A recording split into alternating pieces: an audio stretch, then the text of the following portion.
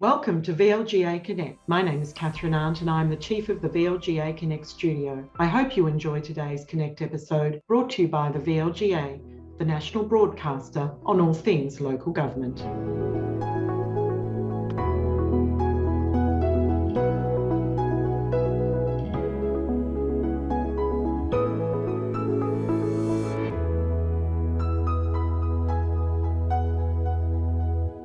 Hi everyone, it's that time of the week when, with thanks to Hunt & Hunt Lawyers, we bring you the governance update from VLGA Connect.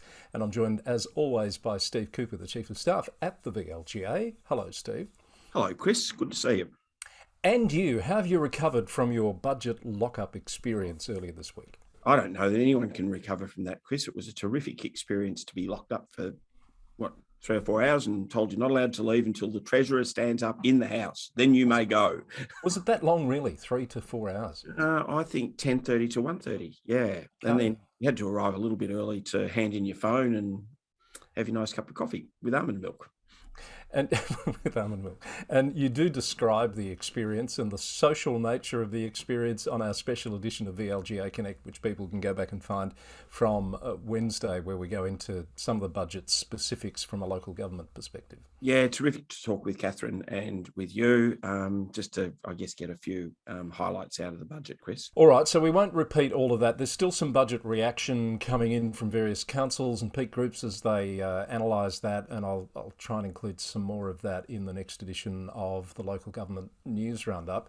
We've got a guest going to join us shortly, but a couple of news items from this week that we wanted to touch on first off. And the news in the last couple of days, Steve, that the former Mayor of Mornington Peninsula, Despi O'Connor, has suspended her campaign for election to federal parliament as an independent this week. Yeah, it sounds as though there's a bit of concern, Chris, over the dreaded Section 44 of the Constitution, which typically comes up in relation to citizenship. But Despi's got a concern regarding her employment status, given that she's been on leave without pay as a school teacher in the government system, but she might be caught by the profiting from an Office of the Crown provision. So we watch with interest as Despi goes through that. Yeah, my understanding is exploring the legal ramifications of all of that before making a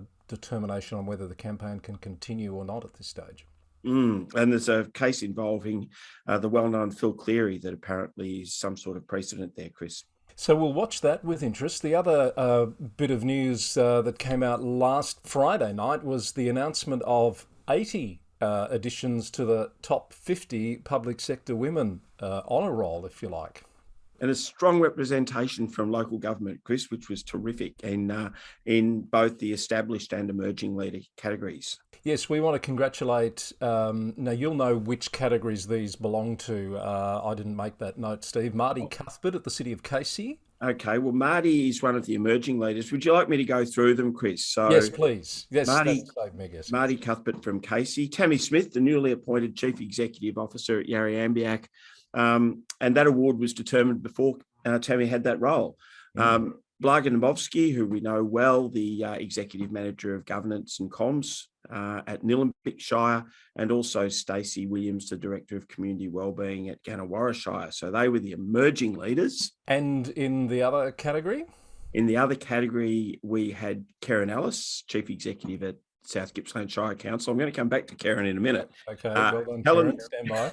Helen Swee, the Chief Executive at Moonee Valley, Vicky Mason, highly respected Director of Health and Wellbeing at the City of Greater Bendigo, Katrina McKenzie, General Manager, City Economy and Activation at the City of Melbourne, and Fiona Weigel, General Manager of Assets and Environment at East Gippsland Shire Council. And there's a bit of news at East Gippsland this week, Chris.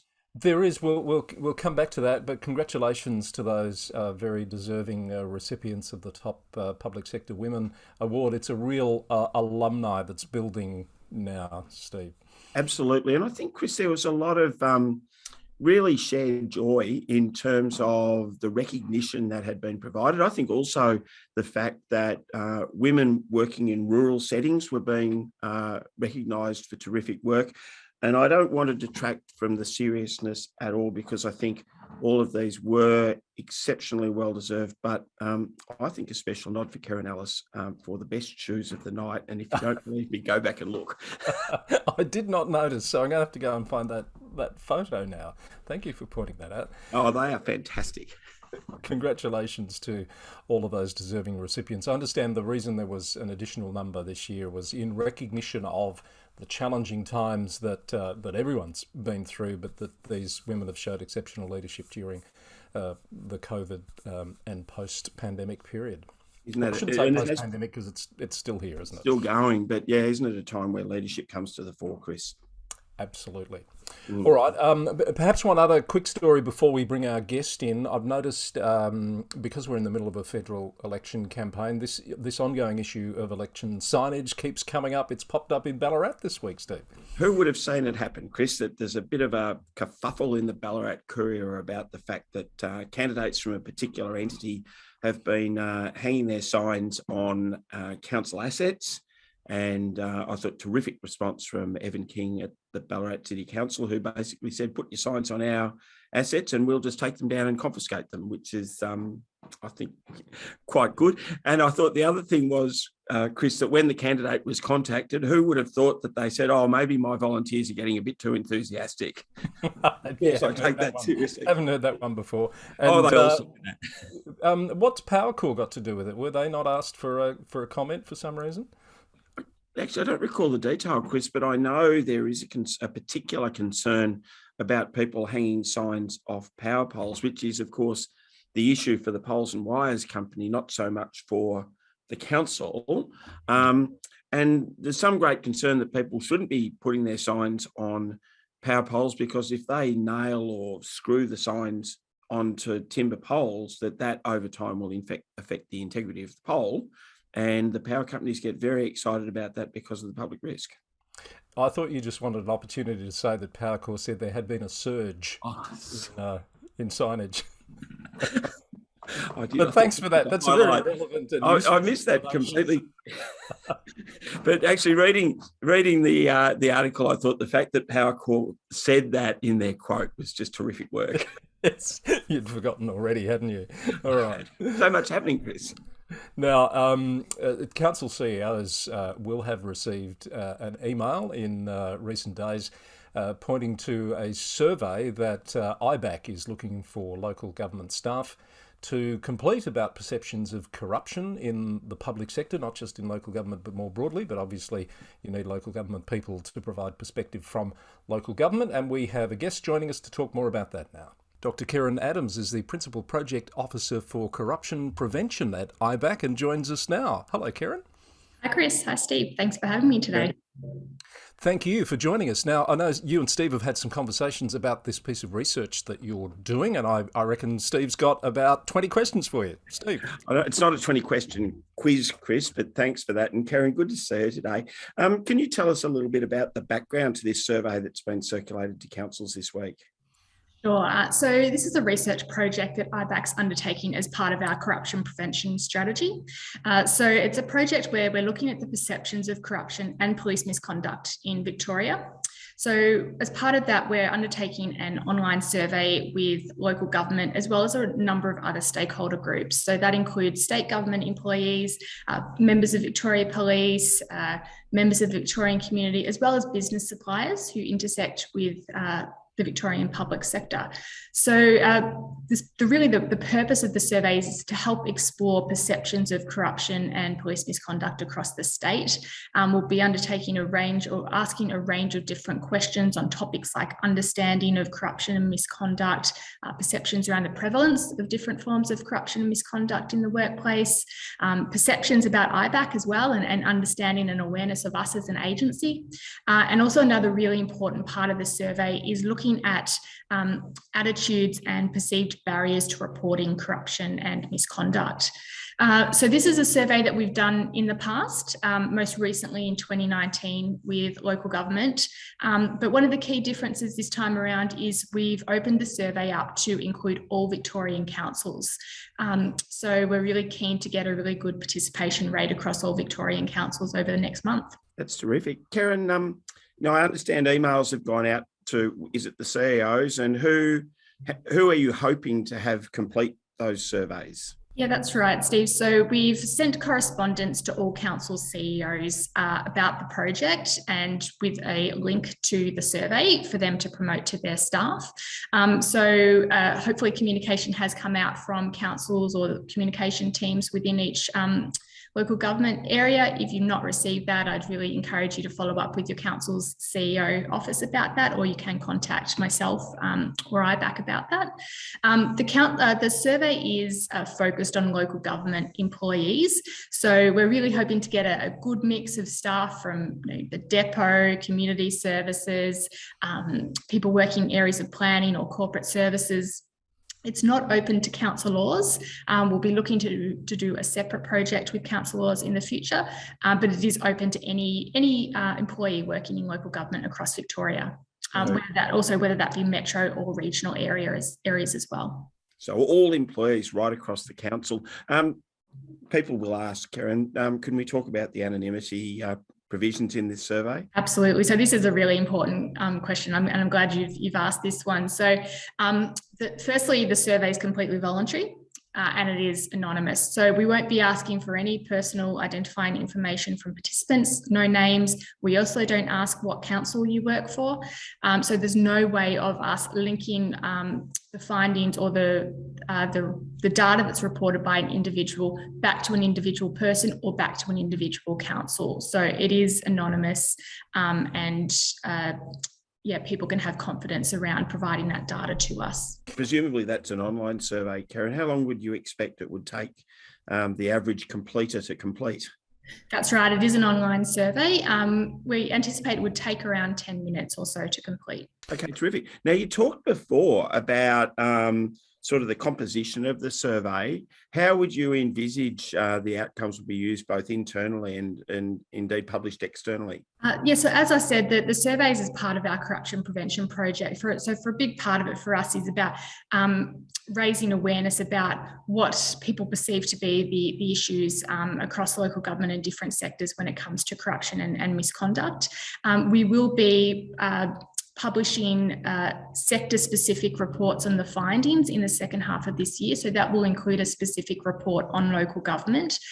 We're also planning to get out and about in the second half of this year to talk about the findings from the survey and really to talk through what that means around opportunities to strengthen integrity initiatives within agencies and ultimately to build that corruption resistance. So we'd welcome any opportunities or interest from different councils for a member of IBAC to come and talk about those findings later this year, or even to come back and have a chat with you both about those findings in a few months' time. Can I just jump in with a quick follow-up question? You mentioned a few areas of council that you were hoping would participate. Were there any areas, particular areas underrepresented in previous surveys that you're hoping to hear more from this time around? Generally, we've had a pretty good mix of staff across different areas. I think really the key change or difference with this survey is that we're hoping to get a really good mix from across a number of different councils because we've opened it up to all Victorian councils. So perhaps in the past we haven't had as much of a nuanced picture about the differences between metropolitan versus regional or rural areas. Whereas this time, because we'll have the survey open to all councils, we're hoping to have a really good response size, sample size that we can drill down and unpack some of those differences in a bit more detail.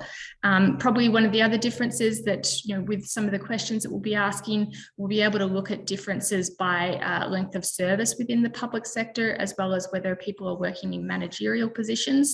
So that will again sort of help to build out that picture around differences in perception. So again, trying to encourage everyone right across councils to participate so we can look at some of those differences over time as well as within different cohorts. The more the better.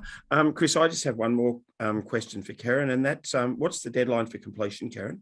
The survey opened yesterday and it will close on the 26th of May. Thank you, Kerryn. We look forward to hearing more about the results, and as there's an invitation for you or someone from IBAC, of course, to come back on the program once you have some findings to talk about. That'd be terrific. We'd really love to come back and have a chat with you. Thanks, Chris. Thanks, Steve. Great to have Kerryn joining us. Good interview, Steve. IBAC in the news, of course, we're waiting on Operation Sandon, but they've got another matter on foot at the moment that's been taking some of your attention. Oh, well, Chris, as you know, we do like to listen in on these public inquiries when they're going on. And there's one happening at the moment called Operation Breadbow, which is about some alleged police misconduct. And I've been listening. I think a couple of things are that someone at IBAC has a dog that barks occasionally, and that just adds a bit more to it. But more importantly, and the investigation or the review will take its course, but already some themes are emerging around, I guess, diligent inquiry and not being willfully blind to things that you should know about, and just going on that defence of, well, I didn't know because I didn't ask. That's a bit of a concern. And also the blurring of personal business with your official business. And it's always really difficult. I'm not saying it can't be done, but extraordinarily fraught for someone in a public office, working for a council, for the police force.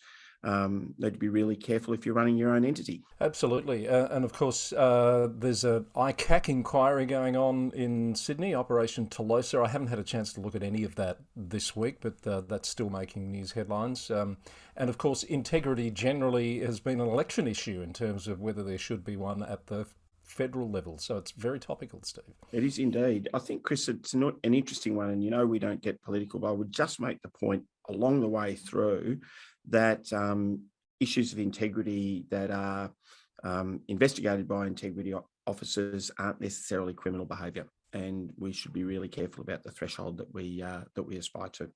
Very true. Oh, wise words, as always.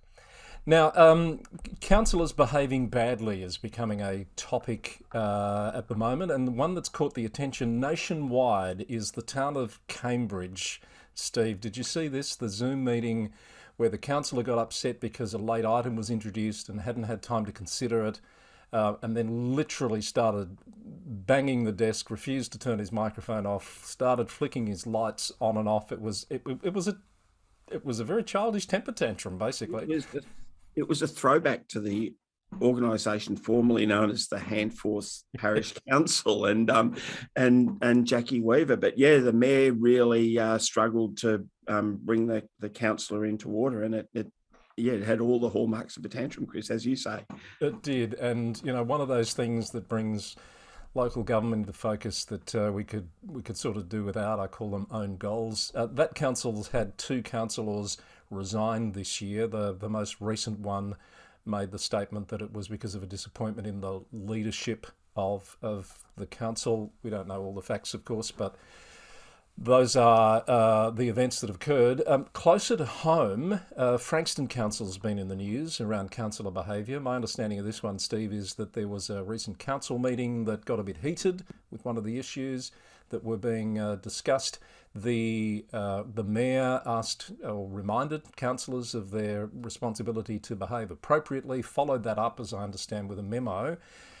And then one of the councillors has used that memo to launch a social media tirade back against the mayor. Chris, we don't know all of the details, but what we do know is that it is the responsibility of the mayor to ensure that the council is a functioning group, and that might be by one-on-one intervention, or it might be by sending out a missive to all of the councillors, reminding them about the appropriate standards of behaviour. So I think it is problematic if someone is critical of the mayor when the mayor is being the mayor. And it's one of those things where people have been critical of mayors for not showing enough leadership in terms of managing the behaviour, and it is a requirement under the Act that the Mayor provides that guidance for other councillors in terms of behaving in accordance with the standards of conduct that are expected. Well, as we've talked about before, Chris, and for mine, it goes back to, for example, a report that Peter Stevenson did in relation to Wangaratta Council years ago, which was quite critical of the Mayor of the day.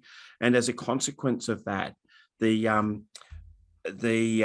Act has been, or the various acts, the 89 Act and the 2020 Act, have really been strengthened to remind mayors of that responsibility. And we've talked before about how being the mayor isn't a role just for anyone, that mayors need to be able to, step up and be effective in regard to the conduct of the group and a good culture.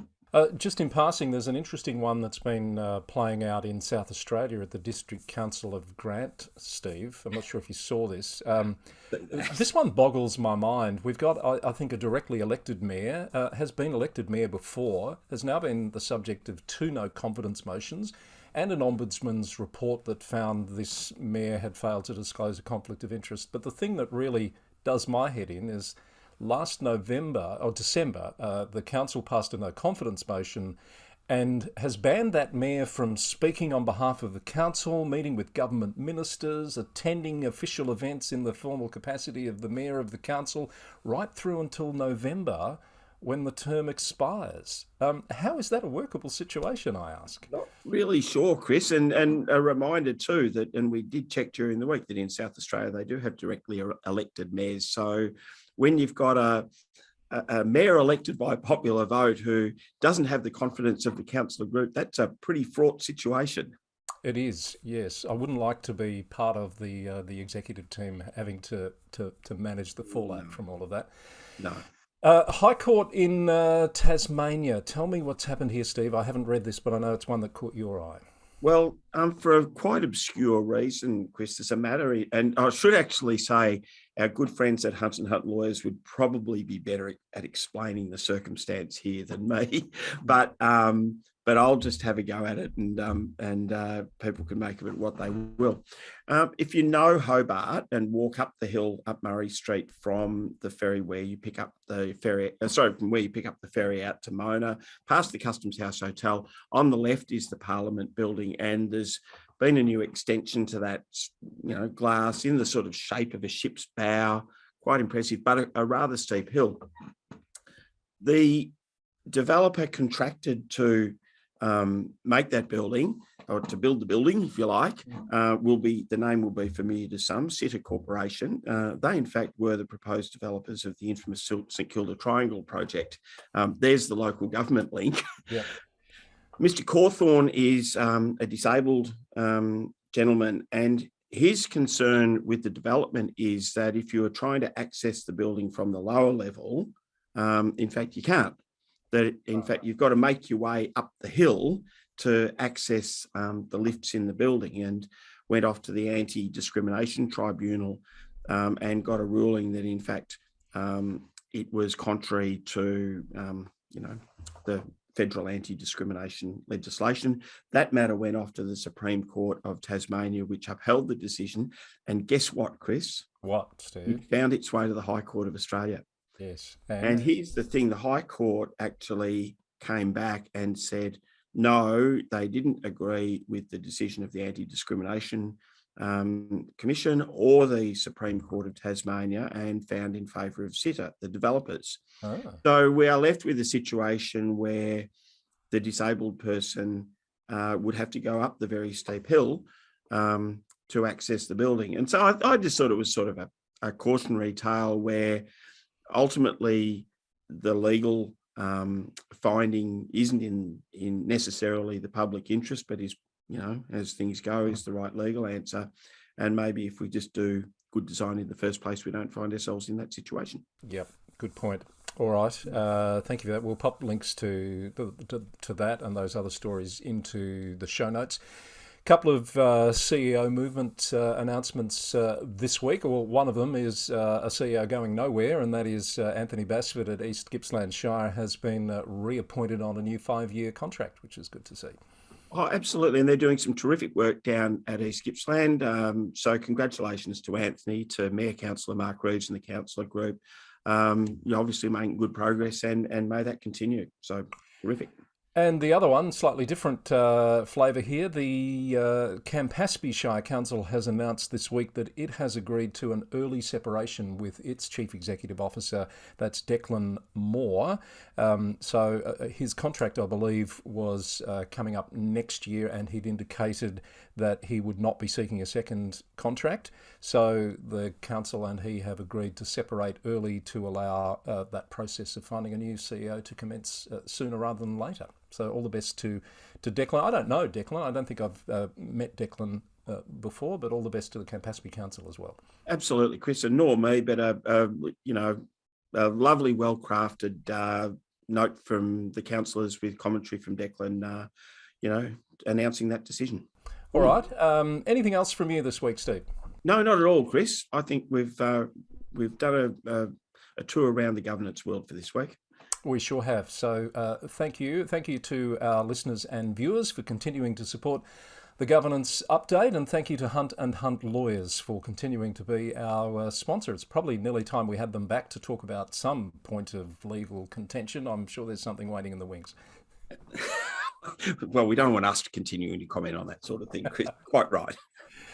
Thanks, Steve. See you next week. That's the governance update from VLGA Connect. Thanks for watching and listening, and bye for now.